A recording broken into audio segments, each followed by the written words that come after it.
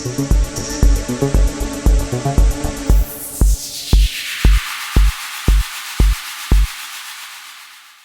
morning, everybody. Thanks for coming. We thought it might have been raining today because it was a really horrible day yesterday, but we'll see what happens, eh? First of all, I'll just have a little prayer. Thank you, Lord, for bringing us here again together this morning. Please guide us in what the work we have to do and what we're achieving and what we hope to achieve. Keep everybody in our group and family safe. And focused on what we need to do to change what's happening in our world, in Jesus' name. A lot of people have been asking about who to vote for in the upcoming council elections. They don't know the people, they don't know the candidates, and the candidates seem to think it's okay just to contact people on Facebook and social media platforms and not have meetings to meet people face to face and have a chat so we can ask them what they stand for and what they think that they need to do if they get into the position of being a councillor in Mackay Regional Council. So I'm putting a call out there if any of the candidates want to come and meet the public. We meet here every Saturday morning at 10 a.m. at Blue Water Quay, Worldwide Rally for Freedom. We're very interested in what our Mackay Regional Council does. We go to every council meeting. We write emails and contact the councillors and the mayor on a lot of different issues, and we have done for quite a few years now. So it's important for you, if you want to know what's happening in your region, you need to get to see those into those council meetings. They're advertised on the council website. They also have it live streamed, so you can actually watch it live if you can't get to the meeting. And you can watch it at a later date if you can't watch it live. So, start taking an interest in your local council and what they're doing and what you need them to do. Go and speak to them and ask them and question them on their actions and what it is that we need for our communities here in the region. So, 10 a.m. every Saturday morning at Blue Water Quay, Worldwide Rally for Freedom meets, and we're inviting these candidates down. We hope to see you soon. Anybody else that would like to come along, you're most welcome. We discuss a lot of issues in our world at the moment, locally, internationally. So come along and join us. We'd love to see you. Another issue we have is the abortion issue, which we have spoken on a lot lately. The payment, Social Security payment for a late-term abortion is a big issue at the moment. And Citizen Go and George Christensen has put out a post on his Facebook social media page for a petition for you to sign if you're that way inclined and you're really concerned about the government spending taxpayers' money on a $4,300 payment to people that have a late-term abortion for no reason at all. They don't need to give a reason, they just want to say they want to do it. It's a terrible process that they do to the babies. They actually kill them in the womb and force the baby to abort. And then a payment is given to those people. So we need to find out more about this. We need to speak up, stand up, and if you're interested, please follow George Christensen and the Citizen Go and Dr. Joanna Howe and get that petition signed and stand up for what is just an evil process that our government is bringing down on top of the people. These are freedom facts, digital ID, what's really happening. Cyberbullying is up 455%, while the E-Safety Commissioner targets political speech. Valid complaints skyrocketed from 536 in 2019 to nearly 3,000 last year. These are complaints to the E-Safety Commissioner. But instead of addressing the crisis, the Commissioner's priority is censoring lawful posts on social media platforms. The censorship bill that came through about children under 16 accessing a lot of the social media posts is a Trojan horse. They are using that supposed worry and care for our young people to actually introduce an evil process of digital identity if you want to use any of these posts or social media platforms yourself. So look forward to this space, because there's much more coming out about it, and a lot of the good MPs are bringing it out into the public. So we thank them for their work, and we need to have a lot more of our parliamentarians stand up for what they wanted to be when they first took the position of a member of parliament. They're not doing anything for the people, they're just following this World Economic Forum agenda that's coming down on top of our population and not stopping. It's getting worse, it's getting fast. So, there's talk about the World Economic Forum imploding.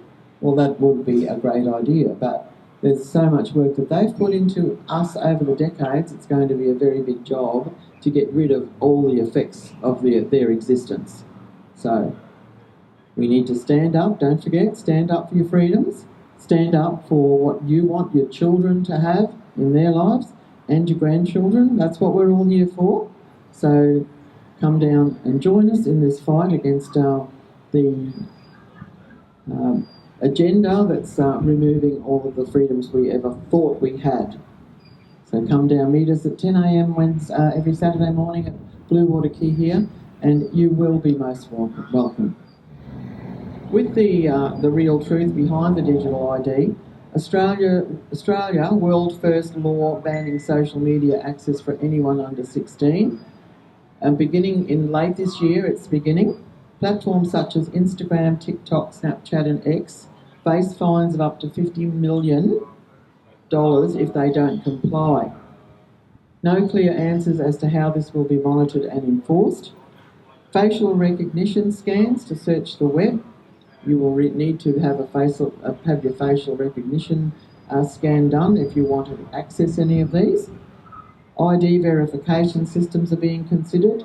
ID checks to read the news. These rules mirror the UK's already activated Online Safety Act. So this is where it's coming from. Every link, comment, photo, video, like, share will be permanently tied to your government verified ID. It looks like pretty soon everyone will have to prove their identity to even share a photo. Only the government benefits. The government's been rolling this out for years with faster banking, smoother healthcare sign-ups, no longer a convenience, it's becoming a requirement, a lot of this now. What's happening with our banks, where people can't do anything with their own money, and sometimes they're even stopping you having access to your own money. So, it's just beyond control, these people. They ask you what you want to do if you make a withdrawal, or where you've got the money from if you make a deposit. It's nobody's business. They think it is, but do we? No, we don't. And this is what's coming down. So if people don't think it's happening, it's happening. We hear stories from individual people all the time. And you do yourself. You see it on your own platforms. You see your own friends and family saying these things. It's not new, it's going to get worse unless we stand up and say no. To renew your licence, open bank accounts or access your medical records, you'll need ID, digital ID. They already tried to bring in your My Health record. It's a digital ID. Governments around the world are using child protection as a gateway to bring in this total control. They're making out that they care about what happens to our young people. Taken that job away from parents again, as well as everything else they've taken away from parents and parental control. You won't be able to have any more private opinions. Whistleblowers will be jailed probably. You won't have freedom to speak out when you're being attacked.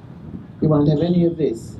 They're controlling the narratives, collecting data at a scale we've never seen before. So we need to keep on working and we need to keep on saying no.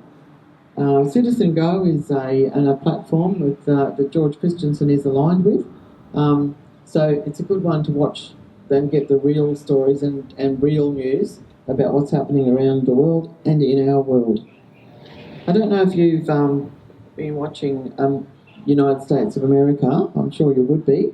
But there's a lot of things happening over there, and one of which is the Olympics USA have moved to keep men out of women's sports. That is amazing and fantastic. It should never have happened in the first place. But this is one of the world economic elite globalist agendas, part of their control. So the US Olympic and Paralympic Committee have confirmed it will comply with President Trump's executive order to keep biological males out of women's competitions at the 2028 Los Angeles Olympic Games. So all national sporting bodies down to the local level must now align their policies with this federal mandate, ensuring women's sport is once again for women. What do you think about that? Fantastic. Amazing, isn't it? Australia needs to follow suit. We have our own issues here along those lines. Our women do not have the same physical ability as the men. They should not have to compete against a man who believes he's a woman. US President Donald Trump, he has been bringing in a lot of executive orders. And I read a lot of them and I think, why aren't we doing that here? Why aren't we doing that here? He seems to be the only one in the world with any common sense. No, I take that back actually, because a lot of countries are following suit. A lot of countries are following suit that we don't hear about because our media don't tell us about it. But they are. Italy, a lot of the European countries have had enough. They've had enough on immigration. They've had enough on controlling your food. They've had enough on the digital ID, banking systems, issues with sport. Meat production, agricultural production. They've had enough of the control that they've been pushed into now, and so have we. So we need to stand up. You know, a lot of the countries have got major protests going through their streets. England, Scotland, Ireland, Italy. You know, a lot of European countries, South American. You know, they're just over it. And the only way we can win is by the people standing up. There's a lot more people than there are bureaucrats. So don't think you can't do it. We can do it. That's all for today. Please stay around. We'll have our usual chats. And hopefully we'll see you all again here next Saturday. So don't forget. Just a reminder, a call out to the candidates for our local election coming up in October. Come down, meet the people. We want to meet you. We don't want to speak to you on Facebook. We don't want to read your bios. We want to speak to you face to face. So come on down, we'll be waiting. Thank you.